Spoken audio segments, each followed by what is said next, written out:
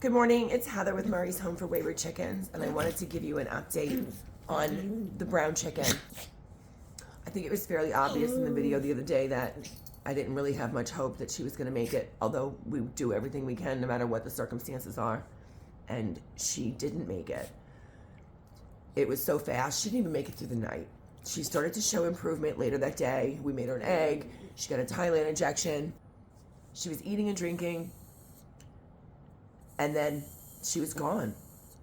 So I have a call in to Dr. Jen, our farm vet. She's fantastic. I don't mean to look like I'm unemotional about it because I was and I am. It's just, I think I mentally prepared for it because I knew seeing her that day that we've seen enough of it, that when it gets to a certain point, you kind of know.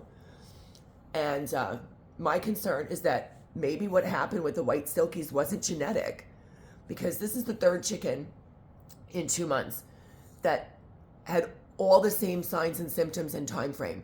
No symptoms, and then suddenly just lethargic and near death, gone the next day. And if it was just the 2 white silkies, then maybe it would have just been a genetic thing. But they were in the special needs flock. They had no exposure to the regular flock of chickens. So there wouldn't have been any cross-contamination with any sort of virus or illness. Now we lost a brown chicken. We had these brown chickens. These are the ones that we got. If you guys saw the videos about a year and a half ago, we rescued 4 or 5 brown chickens and some ducks out of an apartment in Herkimer where tenants had them, couldn't have them. They were going to hand them out in the street. So we got the call. We picked up the chickens. Our neighbor was kind enough to take the ducks. These were healthy chickens. There was no reason for one of them to just get sick and die, and that fast. So Dr. Jen is our farm vet. Farm vets are pretty cool. They'll come out to the house, because obviously, if you have, people don't think about this, if you have goats, horses, and cows, you can't put them in the car and take them to the vet. So farm vets will come to the house. And I'm pretty sure that she's really reasonable. She's awesome. When we don't have a specific chicken that's sick, I just want her to come and take a look at the flock. Does she see something that we're missing because we're used to seeing stuff and maybe it's not popping out at us? Is there something wrong with the coop? I want her to take a look around and just see if there's something that gives her some sort of inkling that maybe there's something going on, or maybe she's treated other flocks with similar symptoms and she can tell us how to prevent this from happening again. I don't want to lose any more chickens, especially to some mysterious illness that we don't know what's going on, especially if it's preventable. So I'll keep you guys posted on what the vet says. I don't want to lose any more chickens.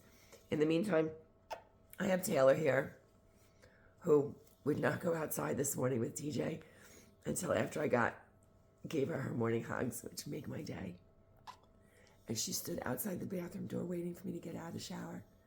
And so, 20 minutes she stood there waiting for me. So, we're going to spend some time together. And then I'm going to go to work.